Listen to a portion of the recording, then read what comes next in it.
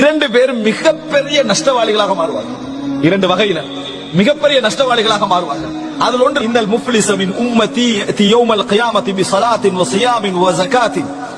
ஜகாத், நோன்பு, தொழுகை எல்லாத்தையும் சுமந்துக்கிட்டு மிகப்பெரிய கூலியோடு மறுமை நாள்ல வருவான். இதோடய சேர்த்து வருவான்.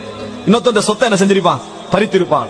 இன்னொருத்தனுக்கு அவதூறு சொல்லி இருப்பான். இன்னொருவனை தூற்றி இருப்பான். இன்னொருவருடைய ரத்தத்தில் இவன் சம்பந்தப்பட்டவனாக இருந்திருப்பான். இன்னொருவரை அடித்திருப்பான். இந்த இதோட வருவான்.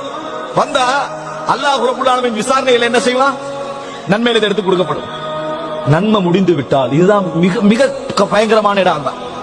நன்மை முடிந்து விட்டால் எனது பாவங்களில் அவனது பாவங்கள் சுமத்தப்படும். இதுதான் மிகப்பெரிய ஒரு பாரமான ஒரு விஷயம். இன்னைக்கு நம்ம பார்க்கிறோம், எத்தனையோ பேர் அதாவது ஹஜ் உம்ராக்கு எவ்வளவோ முடிச்சிருப்பாங்க. அவங்க இஹ்லாஸா அதை யார்கிட்டயும் சொல்லவும் மாட்டாங்க. இஹ்லாஸா இருப்பாங்க, யார்கிட்டயும் சொல்ல மாட்டாங்க, பாழாக்கிட மாட்டாங்க. ஆனா மறுமையில பாழாக்கக்கூடிய வேலை செஞ்சுக்கிட்டு இருப்பாங்க. என்ன?